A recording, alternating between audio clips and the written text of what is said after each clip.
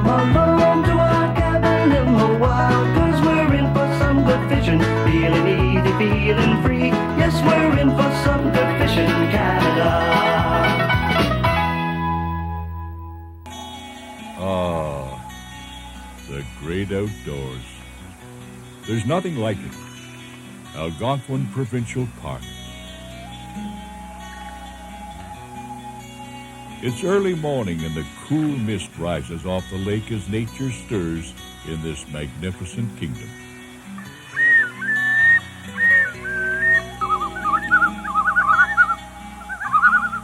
Wildlife flourishes and is in perfect harmony with its surroundings. Here, man's presence is seldom evident. It's truly a last frontier.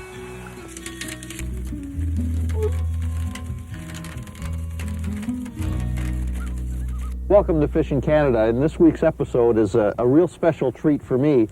My guest today is no stranger to you, Phil Morlock. How are you, Phil? Good, Angelo. How are you? From Hay Lake Resort, of course. And we're up on Shirley Lake in the southern portions of Algonquin Park. And it's a special treat for me, Phil. I was mentioning to you earlier on. This is really where I got my my first taste of the outdoor wilderness, the camping outdoors, the roughing it, the fishing out in the wilderness, canoeing, backpacking, portaging. As a matter of fact, this particular lake was our first portage into the eventual lake that we used to fish for years called Ryan, which is just a few miles up. But today we're doing something a little different. We're not out here fishing, Phil. No. Maybe you can explain to us exactly what we're doing. This is a community fisheries involvement project in cooperation with the Ontario Ministry of Natural Resources and, in our case, with Hay Lake Lodge. And the idea is to bring lake trout eggs to Hay Lake from this lake in the park, ripe eggs that are fertilized. And new spawning beds have been established on Hay Lake by the Ministry of Natural Resources in 1984 through this community fisheries program as well. Phil, bear with me for just a moment. I realize we're transferring eggs back and forth. Is that almost, it's not natural. Are we not tampering with something that maybe we shouldn't be tampering with? The addition of spawning beds on Hay Lake will create more spawning opportunity for the fish in Hay Lake. And if the native fish were left to find the beds on their own, it may take 10, 20, even 30 years for the fish to discover these new spawning beds. And by introducing fertilized eggs to the spawning beds, we give nature a hand by just speeding up the natural process so that it doesn't take as long to occur. You know, it's funny because not too many years ago, I used to think when I came paddling through these lakes, I used to think that everything was at a real nice natural balance. There was no human assistance required. The lakes were always full of fish, and the forests were always green. And you don't really realize how much goes on behind the scenes to give us the opportunity to have the excellent angling that we have in this country, or this particular part of the country. But I guess there's a lot of work that goes on behind the scenes that nobody really knows about. Yes, like today, you know. Right, the increased fishing pressure and the increased ability of modern-day fishermen to catch fish has put a greater strain on the resource, and so it's become necessary to do some fisheries management that perhaps in the past wasn't required. So what we're actually doing today is taking eggs out of this particular lake, Shirley Lake, as we mentioned at the beginning, and transporting them approximately, 5 miles down the road? More, 20?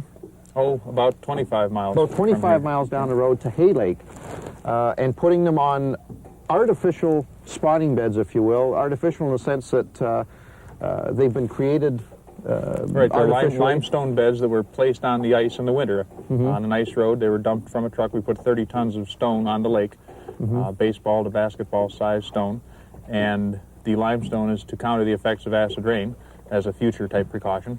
And the eggs are put on these beds in some predator-proof boxes and also put on the beds in just a scattered form over the rocks. And the wave action works them into the rocks, and this is where the young fry will swim up in the pre-emergent stage in March under the ice. We take so much for granted, don't we? But that's a fascinating story. And I know Lake trout is a cold water species of fish who dwells primarily in deep water. He's a prolific spawner and a very efficient predator. Back in the 1930s, the lake trout was king of the Canadian upper lakes. The cold, deep waters of the Northland were the perfect habitat for this mighty predator. This deep-chested giant, which could grow to lengths of 3 feet or more, supported freshwater fisheries that employed hundreds of people from the Great Lakes. Huron, Superior, and Ontario were loaded with this monarch of the deep. But unfortunately, like everything else that man approaches blindly, it was soon apparent that the once mighty lake trout just couldn't keep up with the demand.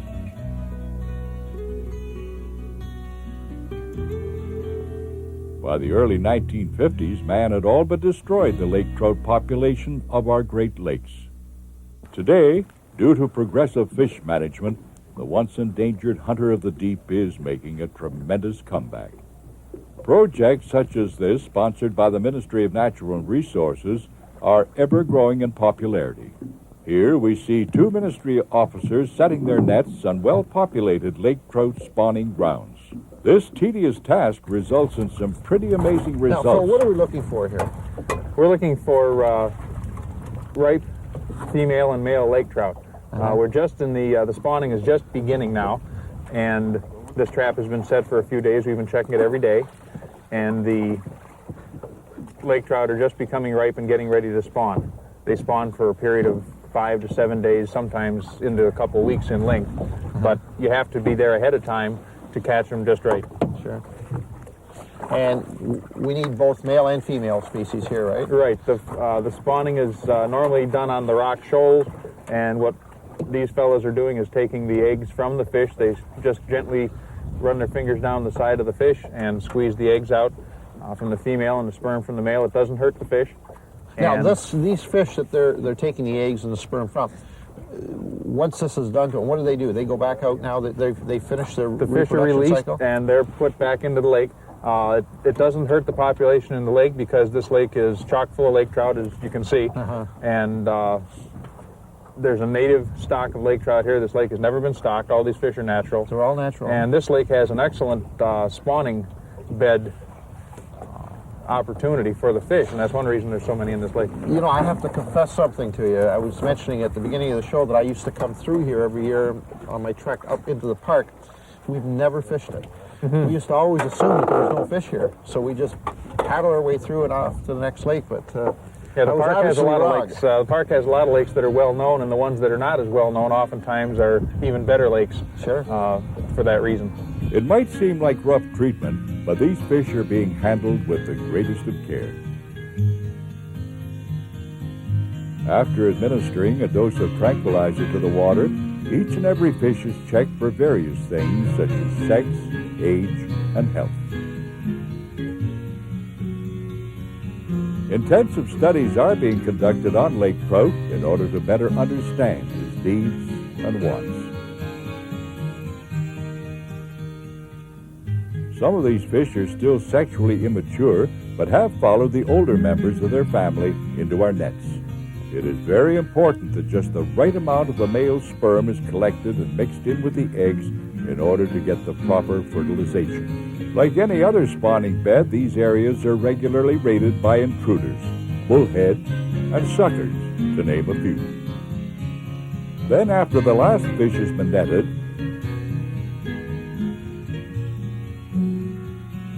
tranquilized,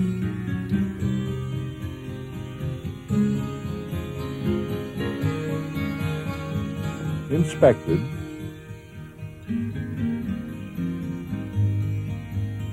and returned to its environment, the eggs and sperm are carefully mixed and treated. It takes approximately 90 seconds in order for the eggs to be fertilized. This is the most crucial part in ensuring the success and the eventual hatching of the brood. Now the eggs are prepared for this 20-kilometer trip to Hay Lake. We'll be right back after this. Well, we're all set for stage 2 of our Plant the New Eggs in the New Lake show. We're back on Hay Lake, where the final process of the whole incubation cycle of the eggs will take place, Phil. We're on the proper spawning bed, I presume? That's right. What are these little creatures? These are called a vibear box, Angelo. There's a small compartment at the top of the box that the eggs are placed in, and the larger compartment at the bottom is where the young fry will swim when they hatch from the eggs in the spring under the ice. Now, how do they know enough to swim into the bottom of They that? seek the nearest cover, and that's the closest thing to them that they can move right into. It's sort of just a natural, in the rocks they would just drop into the rocks. In a box like this, they move down into the box itself. And these are suspended just off the bottom on a string with a small anchor, and they stay under the ice all winter while the eggs develop until they hatch in the spring. Super. Now, how many eggs can you actually hatch out of one of these? These are small Draft boxes. You can put between 75 and 150 in these. They're used in a lot of areas for brook trout in streams as well. Mm-hmm. But the box is predator proof. It keeps the eggs safe from the bullheads and the suckers that we saw this morning Right. in the nets. And those predators are also present in hay lake. So, in a lot of, really, this is even better than Mother Nature herself in regards to keeping the eggs protected from the environment. Yes, it is. It allows a free flow of water. The eggs won't silt over because they're being suspended above the bed, and the silt would fall below the box. And it's also a ready-made container for the fish to hatch and swim out of when they're old enough to do that. Okay. I wonder what the fish did before we came along with all these things, eh? Well, I guess we're gonna actually put one together and Yes, we are. see how it works. The eggs that we got this morning. some of Yeah, the eggs. I've got them all stored here. Now, I noticed an interesting thing here. You've got the cooler lined with moss. Right, that's With to the- keep the water at a uniform temperature during the transport period. It took us, 45 minutes to drive back here, and the moss keeps the water that's covering the eggs at a uniform temperature. And that's very, very It is critical. critical. It's close to the same temperature, within a degree of the lake we took it from this morning. Now, these were the eggs that we saw earlier on the show coming out of the fish, which was about an hour ago, I guess, an hour and a half ago.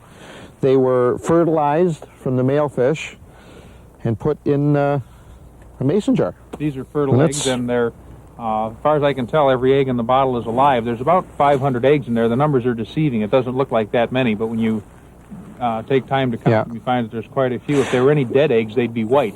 That's what I was just going to ask you. You just said they were alive. Now, how can you tell that they're alive? A dead egg has it's a totally white color, and all those eggs have the yellow-orange hue to them. Yeah. And those are all live and should be viable eggs with the fertilization we did earlier. You know what's really intriguing about all this? Somewhere in this jar, it is quite possible that we've got a new world record lake trout sitting, You never know. That's or a how they 20 all or start. 25 pound lake trout. That's right. And it's an incredible feeling knowing that right in that jar, we probably will be responsible for putting in the next 20 years maybe 1,000, 2,000, 3,000 fish, adult fish, Right. that will respawn and go through the whole process again. It's definitely a project that builds on the future. Well, Phil, do us the honors.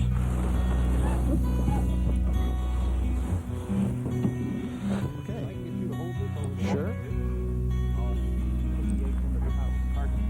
Okay.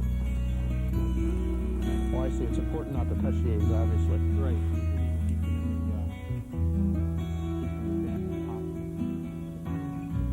Carefully, the eggs are now put into their specially designed holding boxes for their final step, the development stage. Whoops. That's right. You know, you can feel those eggs are hard already when they're hitting the bottom and they're tapping. The utmost of caution is used here so as to not make contact with the eggs in order to ensure the highest percentage of hatch as possible. Close the top. Drop the anchor. Once in the water, the eggs are on their own. Here it's between them and Mother Nature. Under normal circumstances, the eggs would be subjected to many dangers such as siltation, pollution, and most important, fatal predators once they hatch. But due to their new protective cages, these eggs should enjoy a much easier existence.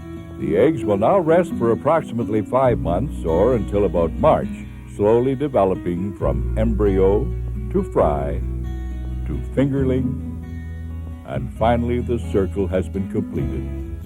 The lake trout lives. How can somebody that's interested in this type of program get a little more information on it? The District Ministry of Natural Resource offices all have the information on hand. It's just an application situation. We did it as Hay Lake Lodge. You could also do it if you had a local sportsman's club, a group of interested citizens, Boy Scout troop, whatever, any group of people that are willing to contribute the time, the manpower, and a little effort. And the ministry will contribute the equipment, the expertise, the biologists, and so on. And that's all that it takes to carry out the program. All we need is a few more people that really care, Phil, such as yourself, and thank you very much for giving us the opportunity to have a peek. Stay tuned for more Fishing Canada. We'll be back in just 1 minute.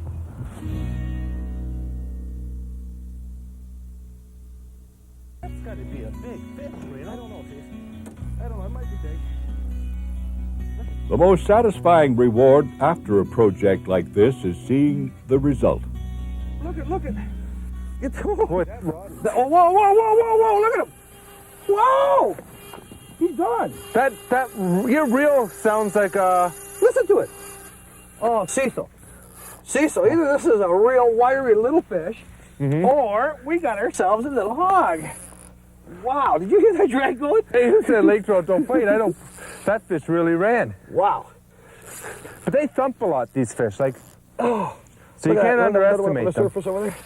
This is probably not a bad fish.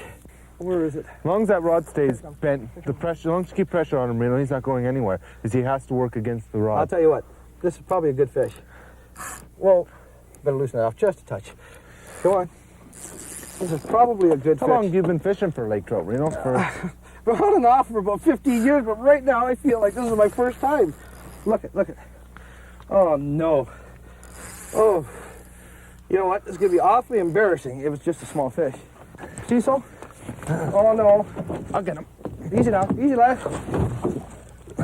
Woo! All right! Son, put it here. Oh, Reno, I gotta get some pictures of you. Come on. What? Oh, I don't believe it. Lake Trout live release is the only way to go. 25 pounds plus. See? Touch him for good luck.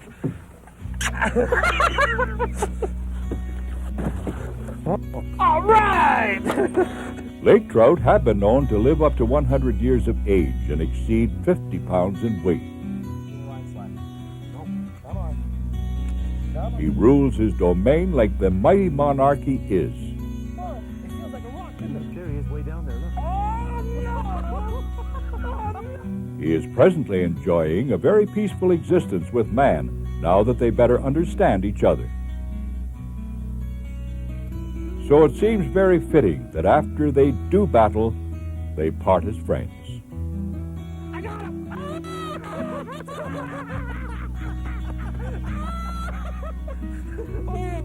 I don't believe it.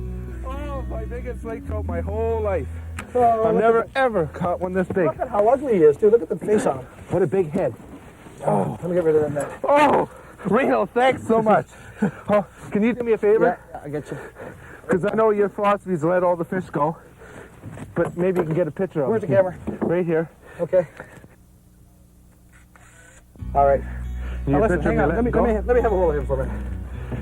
I want to show how much he weighs. He's not as big as yours. He's not as big as yours.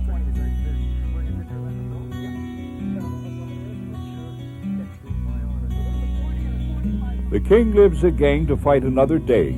Might he have started his life in one of those mason jars? We'll never know for sure, and that's the way it should be.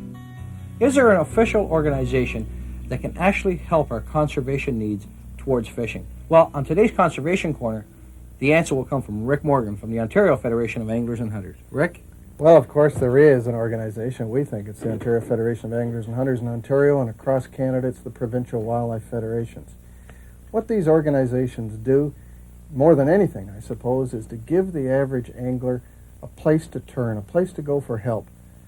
It's been said that democracy is dead and that only sportsmen getting united and speaking together can make a difference in the fish and game and conservation laws that affect us all.